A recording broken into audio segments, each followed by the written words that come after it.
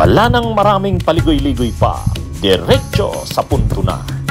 Maiksi lang ang komentaryo, pero diretso sa punto. Maraming kuro-kuro, may tiwali, may totoo. Dito, sa Puntong Diretso tayo. Punto Diretso. Alam nyo, nakakalungkot itong supermajority ng Senado. Ang tawag nila supermajority. Ito ang tawag ni Jinggoy Estrada. Pinagmamalaki ni Jinggoy Estrada na mayroon na daw, napakarami daw na mga senador ang suportado si Chis Escudero. Sigurado na, in the bag na, retained. Mananatili sa pagka-Senate President si Chis Escudero. Pinagmamalaki ni Jinggoy Estrada, hindi lang daw ito simpleng mayorya, kundi tinawag niyang supermayorya, supermajority. Kung totoo nga ang sinasabi ni Jinggoy, kung nang tiningnan natin yung mga kasama sa grupo na buboto kay Chis Escudero sa pagka-Senate President, mukhang ang supermajority. Kaya lang pag tiningnan mo na, ang supermajority na ito ay hindi naman talaga magkakasama. Hindi naman sila nagkakaisa sa iisang pinaglalaban. May kanya-kanya talaga silang agenda. Hindi naman ang tawag dito, supermajority of convenience. Kumbaga, ito ang politika ng akomodasyon. Kasi imaginin mo naman magsama sila Kiko Bam at ang Duterte Black na mga senador. Imaginin nyo na sila Kiko Bam kasama dyan sa mga pro-Duterte Black senators. O di ba? Anong ibig sabihin yan? Ganyan ang politika. Kaya ano ito mga kabunyog, mga kababayan, wala. Itong grupong ito ng supermajority ni Chis Escudero, talagang ang may kagagawa nito si Chis Escudero. Kumbaga si Chis Escudero, ipinangako, ikinumit sa mga senador kung ano-anong mga commitments, basta lang maging Senate President siya. Yan ang malinaw dyan. Imagine niyo Duterte Black, sila Marcoleta, sila Bongo, sila Bato, Padilla, makakasama si Kiko at si Bam. Yung grupo ng mga kagrupo ni PBBM, sila Tulfo, makakasama itong sila Marcoleta, nakalaban nila noong nakaraang eleksyon. Kaya yan mga kabunyog, mga kababayan, nakakalungkot nito. Pero yun na nga, ang tinatawag ni Jinggoy Estrada na supermajority, pagsasama-sama ng iba-ibang mga grupo bilang isang kampo na ang kanilang pinagkakaisahan, pinagbigyan sila ni Chis Escudero ng kanilang mga kahilingan. Kahit sila ay hindi magkakasama, hindi naman talaga magkakasundo, pero nagkasundo sila dahil pinagbigyan sila ni Chis sa kanya-kanyang kagustuhan. Halimbawa, yung Duterte Black senators, yung mga Duterte Black, ano bang gusto ng mga yan? Ay di siyempre, ang gusto ng Duterte Black na yan, una, yung pag-dismiss ng impeachment ni Sara. Yan yung gusto ng Duterte Black senators, ma-dismiss ang impeachment ni Sara. At nakakumit na yan ni Chis Escudero. Ang tanong na lang, paano? Kaya nga 'di ba, minsan nag-away si Robin Padilla sa si Villanueva. Ano ang kwento ni Mig Subiri? Ang kwento ni Mig Subiri, narinig niya di umano na nagsalita si Robin, sabi kay Villanueva, hindi naman ganyan ang usapan natin eh. Ang tinutukoy ni Padilla na usapan, may usapan na i-dismiss na nung gabi na yon. Nagbago yata ng diskarte, nahihirapan silang ipilit nung araw na yon. Nagdiskarte sila Villanueva at saka Chis Escudero. Panibagong diskarte sa si Cayetano. Remand na lang muna, hindi pa kaya ng araw na yon na i-dismiss. Ay mukhang ang ano ni Padilla, hindi ganyan ang usapan. Parang ang usapan, i-dismiss na. Kaya lang siguro, kinumbinsi na lang uli si Padilla na nila Bato de la Rosa na hayaan mo na, i-dismiss din yan. Pansamantala lang, hindi na muna. Hindi pa kaya ngayon. O tumigil na si Padilla. Di ba? Kaya ang usapan talaga dyan, yung Duterte Black na yan, pinangako ni Chis Escudero dyan na madidismiss ang impeachment ni Sara. Kung paano gagawin yan, mayroon yan. May mga paraan na yan kung paano, planado na yan. Ang isa pang kahilingan ng Duterte Black, ay di ba nung isang araw napanood nyo yon, inamin mismo ni Chis Escudero yon. Nag-usap yung tatlo, si Chis Escudero, si Jinggoy Estrada at si Marcoleta. Ay di ba tinanong tungkol dyan si Chis Escudero? Totoo po bang nagkita kayo? Nag-meeting kayo nila Jinggoy Estrada at ni Marcoleta? Sabi ni Chis Escudero, totoo yan, pero kumain lang naman kami. Ano namang masama na kumain? Pero alam na, ngayon malinaw na. Ano kaya ang pinag-usapan? Pinag-usapan doon yung mga committee chairmanships.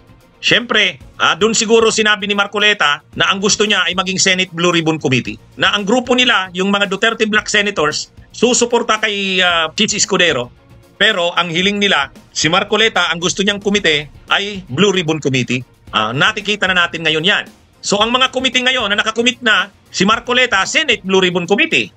Napapabalita na yan ngayon. Para makuha naman ng grupo ni Chis, siyempre si Chis may grupo rin, may sariling grupo rin si Chis Escudero. Sino ba ang mga grupo ni Chis Escudero? Si Cayetano. O si Cayetano, ang importante sa kanyang pwesto, yung dating hinahawakan niya ni Alan Peter, yung Committee on Accounts. Yan yung humahawak ng, parang yan yung appropriations. Yan yung counterpart ng House Appropriations Committee pagdating sa Senado. Makapangyarihan yan. Dahil sa malapit siya kay Escudero, yan, binibigay sa kanya yung Committee on Accounts. Si Villanueva naman, dating kakampiyan ni Mig Zubiri, para makuha ngayon ni Chis, pinangakuan ng majority floor leader. O yun, kita nyo? O, matindi rin ang papel ng majority floor leader. O di ano na, okay na naman si Villanueva. Si Gatchalian naman, kasama rin niya ni Mig Zubiri para naman makuha ni Chis Escudero, pinangakuan din, Finance Committee. Kaya ang ano dito, mga kabunyog, mga kababayan, ang matindi na dito, yung mga malalakas na committee, napaka-importante. Yung Accounts Committee, importante kasi yan yung nag-aayos ng budget. Sino may hawak? Alan Peter Cayetano. Yung isa pang committee, yung Finance Committee, hawak naman yan, Gatchalian. O, kaya dating kumampi kay Mig Zubiri si Gatchalian, ngayon na kay Chis na. Si Joel Villanueva, dating kay Mig Zubiri din yan, o ngayon na kay Chis na naman. Bibigay sa kanya, majority floor leader. Yung magkapatid na Tulfo, sinabi na rin ni Erwin Tulfo, silang magkapatid ay Chis Escudero din sila. Kaya ito yung mga alignments, ito yung possible black alignments of senators in the 20th Congress. Majority black, si Chis, si Joel Villanueva, Alan Peter Cayetano, Erwin Tulfo, Rafi Tulfo. Siyempre si Jinggoy Estrada, retained siya sa pagka-Senate President pro tempore. O yan. Si Bongo, si Bato, malamang yung kanilang mga kumiting hawak. Health yata ang hawak ni Bongo kasi pinagmamalaki niya yung malasakit niya. Siyempre dangerous drugs na naman at public order yan si Bato. Itong si Amy Marcos, malamang retain siya sa Senate Committee on Electoral Reform saka Senate Committee on Foreign Relations. Ewan ko kung ang Constitutional Amendments and Revision of Codes and Laws na committee kay Robin Padilla, pang-abogado yan eh. Si Mark Villar daw, Public Works Committee. Ngayon, para makuha ang suporta ni Bam at saka ni Kiko, yung committee na gusto ni Bam, Education Committee, binigay sa kanya. Si Kiko naman, ang gusto niya talagang committee ay Agriculture, binigay naman sa kanya. Yan ang yan mga kabunyog, mga kababayan, ang ngayon, ang linyahan sa committee chairmanships. Kung wala pa, hindi pa nagdideklara, pero siyempre sasama rin yan dyan, Lito Lapid, Pia Cayetano. Kaya ang mangyayari dito talagang malaki yung grupo nila Chis Escudero. Pero makikita nyo na kung kanilang pagsasama, nagkakaisa lang sila dahil yung mga committing hawak nila. Ngayon, ang dito, yung apat, yung tinatawag na Veterans Bloc, si Tito Soto, si Zubiri, si Lacson, saka si Loren, yan yung tinatawag na minority. Ngayon, kung maiiwan dyan na magsusulo na si Risa, kasi hindi sasama si Risa sa majority, hindi rin yan sasama sa minority dito kila Tito Soto. Magiging minority floor leader niyan si Tito Soto. Ayaw naman ni Risang sumama dyan. Kaya ang mangyayari, magsusulo si Risa niyan, independent. Ganyan ang magiging alignments sa Senado, mga kabunyog, mga kababayan. Marami ang nadidismaya sa alignments na yan eh.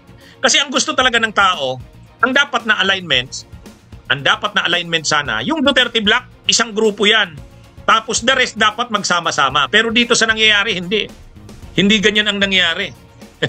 Kasi ang nangyayari dito, kailangan ni Chis ang suporta ng Duterte Bloc Senators. Ang Duterte Bloc Senators naman, basta pinangako na madidismiss ang impeachment ni Sara, at isa na nga sa hiniling din, yung mga committee chairmanships, lalo na yung Senate Blue Ribbon Committee na hiniling ni Marcoleta na pinagbigyan naman ni Chis ayon sa balita. So yan yung mga mga senador na kasama ni Chis at ang mga chairmanships ng committee na mahahawakan nila. Hindi pa yan final, pero yan ang lumalabas na ngayon sa balita. Bunyog, bunyog, halikan na kasama ka. Bunyog, kapag buklod ay may pag-asa. Luzon, Visayas, Mindanao, isa ang pananaw. Sa bagong Pilipinas ang bunyog isisigaw. Bunyog.